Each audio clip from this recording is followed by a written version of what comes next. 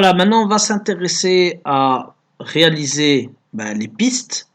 On va router le circuit.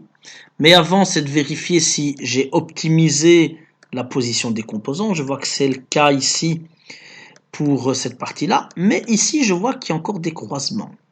Ça veut dire que je n'ai pas respecté forcément l'ordre des boutons ici, hein. Et je vois que voilà, il y a celui-là est lié là. Et celui-là est lié plus haut. Donc je dois intervertir. Et celui-là est le plus haut. Donc je dois intervertir les positions. Voilà, donc je vais prendre le move. Le plus haut, le plus bas, il est plus haut. Celui-là, il est au milieu. Et celui-là, il est plus bas. Et là, déjà, je vois que j'ai amélioré.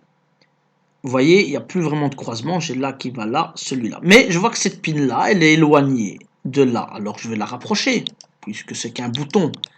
Donc, on a maintenant le chemin le plus court si je tourne.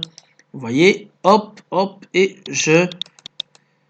là, j'ai de nouveau optimisé mon histoire. Et là, c'est très intéressant.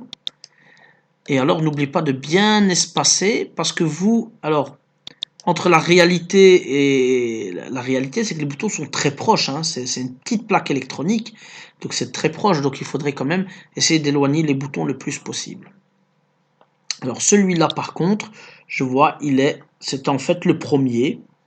Donc limite, le premier, je l'ai mis le plus haut, c'est pas très malin.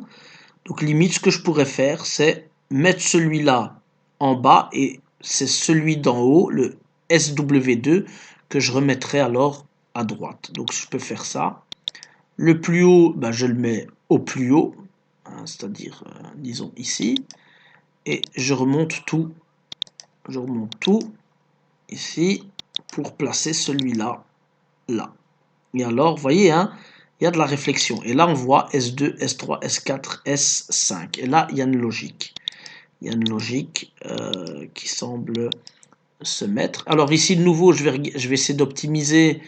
Qu'est-ce qui est le plus proche? C'est laquelle pin?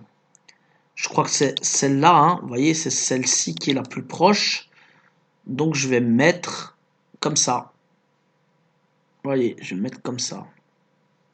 Et je vais mettre sur la même ligne que ce bouton-là. Limite, si je pouvais le mettre de l'autre côté, je le fais, hein. Je vais le taper au bord.